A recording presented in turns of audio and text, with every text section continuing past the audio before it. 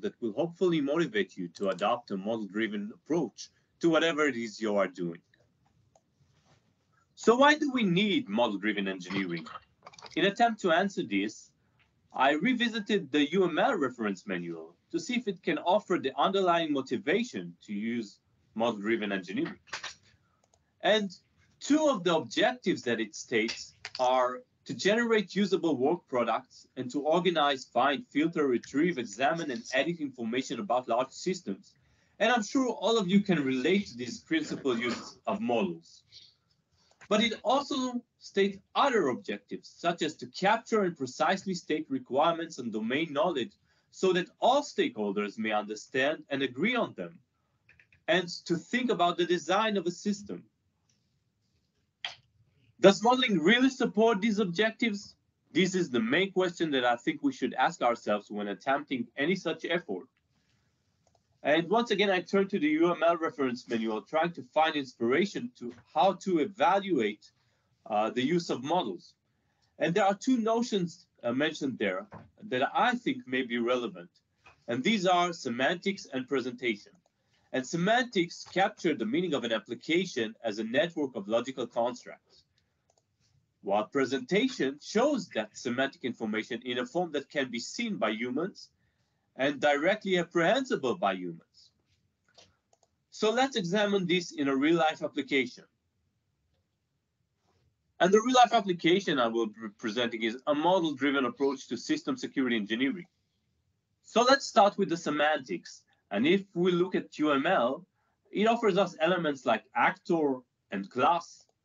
But in real life, the discussion about system security engineering usually revolves around elements like system and components, threats, risks, security controls, and mitigations. And so if we try to apply the basic elements of UML, these are far too basic for discussing the actual semantics of our problem domain.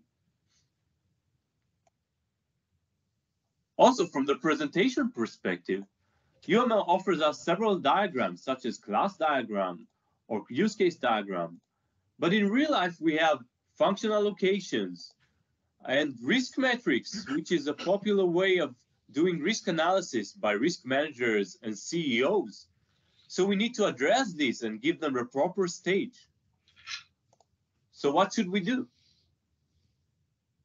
And in order to capture domain knowledge so that all stakeholders may understand and agree on, just like the UML reference manual recommends us to do, we chose to employ a domain-specific approach. And this resulted in an open source tool called TradesTool. And you can see a screenshot from that tool here.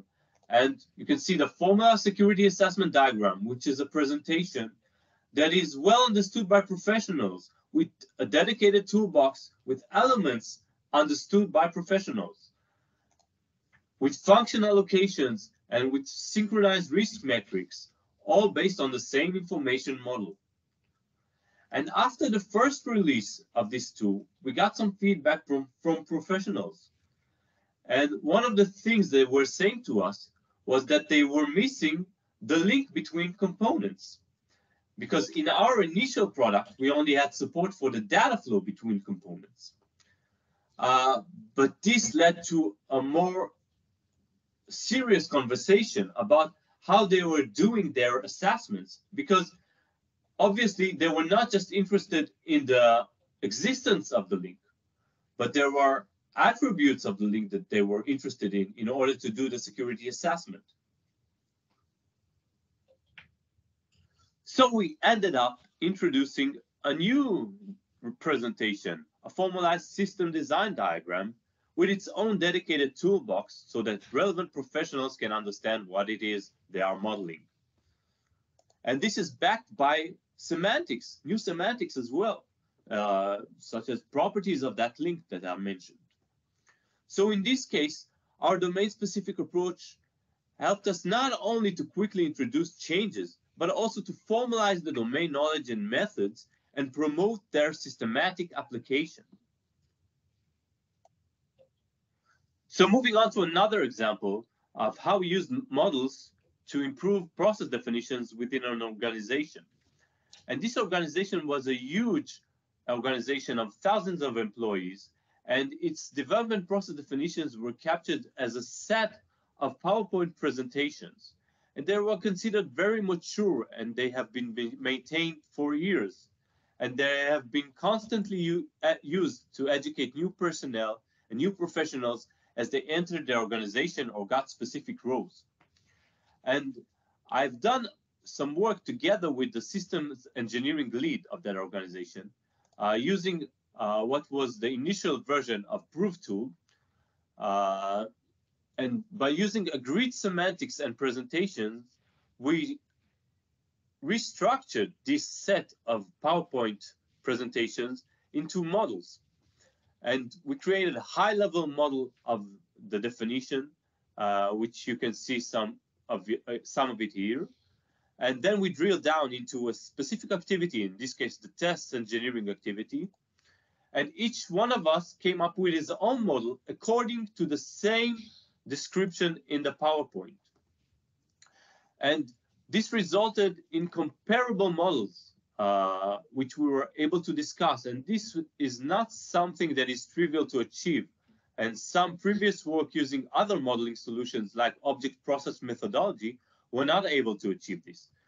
And by having comparable models, we were able to identify inconsistencies between high-level and low-level details of the activity, as well as gaps in its design and things that were not clear in the existing definitions.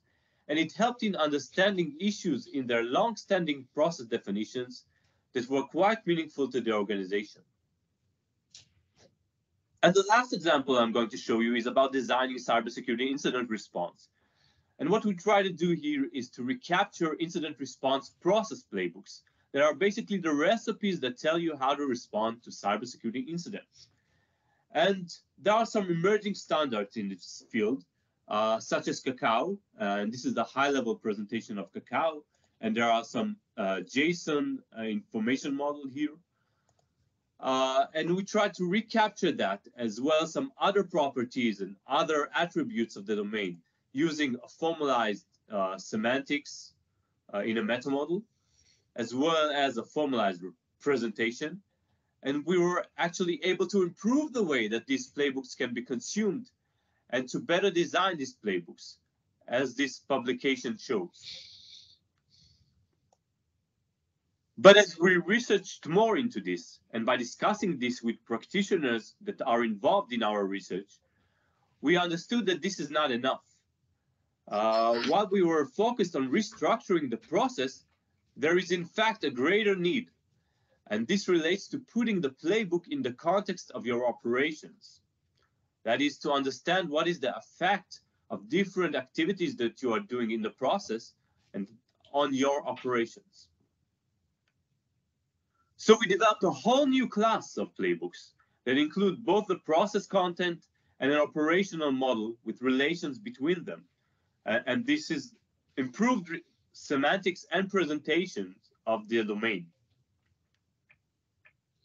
So what I've tried to show you in these examples, and I hope will be your main takeaway, is that modeling requires significant effort. Developing meaningful semantics and presentations takes time, and it is an iterative process.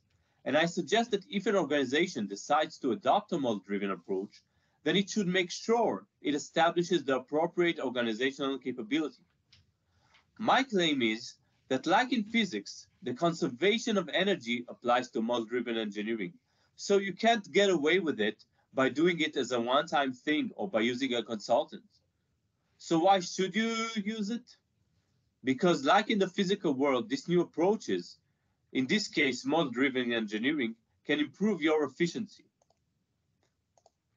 Specifically, if you look at semantics, then free-form descriptions or distributed semantics lack value to the organization and lead to inconsistencies, miscommunication, and waste.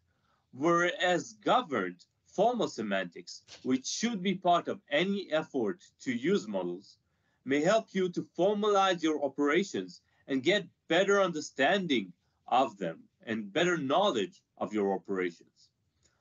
Also, try to reimagine usable work products, which was one of the UML stated goals, as sustainably usable products that can be used throughout the evolution of your operations by adding new presentations and by integrating it into other information flows, just like I showed in the last example.